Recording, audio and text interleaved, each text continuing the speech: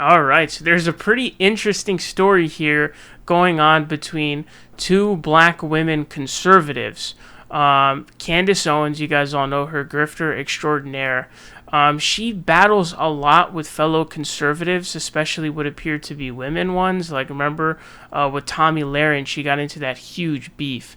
But she's beefing with another black woman conservative. She ended up losing by a lot, but Trump came behind her, supported her. So she became kind of the darling of the right for a bit. I didn't know who she was, to be honest with you, so she clearly couldn't have been that big. But it looks like Candace Owens felt pretty threatened, and because she has to hoard all of the grifter potential, being a black woman in the conservative sphere. So naturally, they got into a fight. The representative's candidate representative's name is Kimberly Klacik, and she is now suing for defamation because essentially what's going on is Candace Owens made some pretty crazy claims. If she doesn't have any evidence for this, she was saying that Kimberly Klacik was not only was she a stripper that went by the name of September, but that she used campaign funds to pay for cocaine, which is obviously a huge allegation.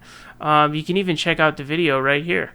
Funny, like you just said you were booked till August, can you do September? And she said, oh, it was this whole legal battle I had, like never mind. Which brought me to find, after I was looking into her charity, a clip on The View, of all places, where Sunny Hostin is commenting on Kimberly Klacik, and she says, like, all I'm gonna say is September. Is it September? I'm paraphrasing. Is it September? And I was like, what is with this word September? Like, why is this like a Kimberly Klacik buzzword?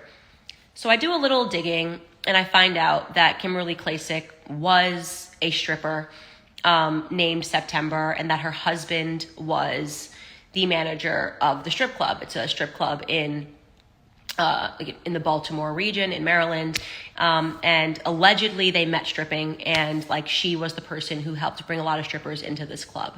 And so I thought, wow, this is really interesting because this person attacked me and said that I am a bad look for the black community. I'm not good for the black community because I don't want to celebrate Juneteenth.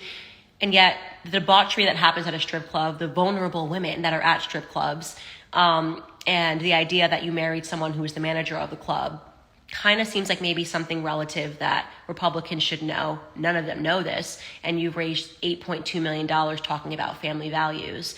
And I researched to confirm that her husband was the manager of the club. It was an old listing in the Maryland page, Maryland white pages that had him listed as the manager of the club. So all of that checked out. And there were pictures of her in the strip club, a lot of pictures of her in the strip club, about 5 pictures, plus a stripper of her holding a picture of her holding a bunch of singles, which I will maybe post later. And she's just holding a bunch of like ones, and she's in like a very suggested outfit, and she's in front of the strip club, in front of the strip pole. So just seems a little off brand for someone who has just said that, she supports family values and like she really cares about Baltimore. Like if you really care about Baltimore, why are you in the inner cities doing this? Because we know what strip clubs are about. And that's not to say that you can't be a stripper and reform yourself, but this isn't that story, right? She's not like she's come out and talked about being a stripper, and she's upset that I'm not celebrating Juneteenth and is saying that I'm bad for the black community. So I'm like, that's a little like ironic, right? It's just a little bit ironic. Like, okay. So the person, because I wanted to confirm that she was a stripper before I put that, even put that out there, and I wasn't even sure if I was going to put it out there, I wanted to source like where these pictures were coming from, and I came across another stripper who works at the club currently. And I just asked her outright, does Kimberly Klacik work at this club? Like, are these images doctored in any way? And the woman came back, and she's a, very proud stripper, and she still strips. And she said, they're 100% not doctored. I know her very well. I have partied with her, in the strip club. Like I've worked with her in the strip club. Her and her husband have been scamming people for millions. And she said, and I'm going to be very strong, that there's no way that I, Candace Owens, can confirm this, but she said it to me in writing, that they used campaign money to do cocaine in the strip club. And she said I have all the receipts and I can prove it, sort of a thing. And I was like, whoa, okay, well that's different, because what this stripper is alleging would be a crime, obviously. And I can't possibly verify that information. Like, there's no way to verify that. Give me 1 second. I just need to, like, literally blow my nose. Hold on. So those are some massive, massive allegations to make, and she didn't even have any concrete evidence for this.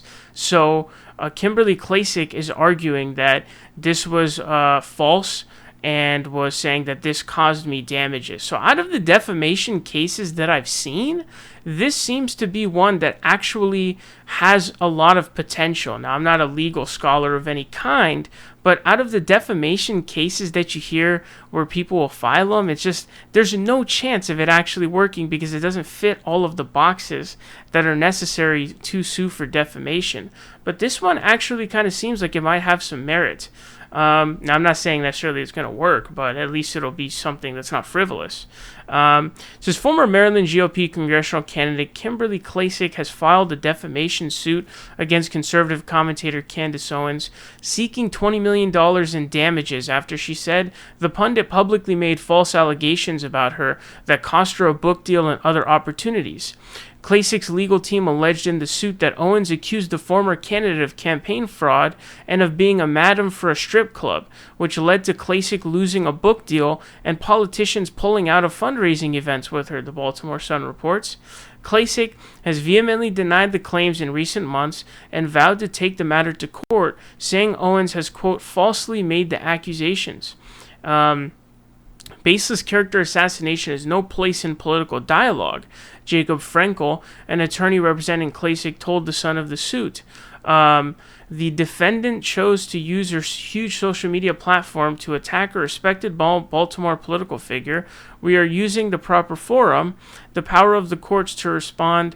The detail in Ms. Klacik's lawsuit speaks for itself. This reportedly stems from an Instagram video Owens posted in late June. Newspaper reports in the 44-minute clip, Owens accused the former candidate of running an illegitimate charity, as well as, quote, money laundering, tax fraud, and campaign fraud. Owens also reportedly alleged Klacik brings in strippers for a club she claimed her husband owns. Owens acknowledged in the video that she is, quote, not an investigative journalist and couldn't confirm the criminal allegations, the paper notes. So suit reportedly said Klacik had made numerous efforts to get in touch with Owens to take down the video. So what this tells you essentially here is that basically there, I think, really is a serious chance of this going through. Here is when explaining the elements that you have to actually prove defamation. It says a plaintiff must show four things. 1, a false statement purporting to be fact. 2, publication or communication of that statement to a third person. 3, faulting amount to at least negligence. And 4, damages or some harm caused to the person or entity who is the subject of the statement. So with number 1, a false statement purporting to be fact, she says the statement and she heavily she tries to provide the plausible deniability stuff where she's saying, I can't confirm this 100%. I can't tell you if this is 100% true, yada, yada.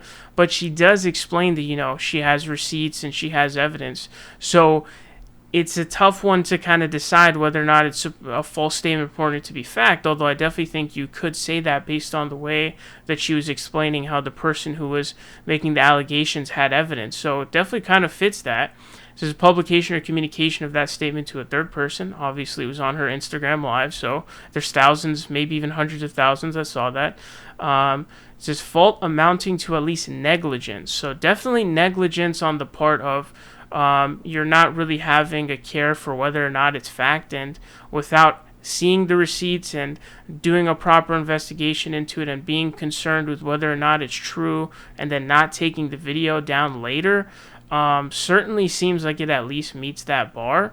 And damages or some harm caused to the person or entity who is the subject of the statement. That's a big one that a lot of people can't prove, is damages. And so that's a really important one where you have to be able to prove, this caused my book deal to go through, or this person didn't want to do this with me anymore, so I lost money. Those are damages. Because of that claim, it damaged my reputation, or this was the direct reason for why it happened. So I'm not saying that this is going to win. I'm not saying that Kimberly Klacik is, for sure going to win this or anything like that.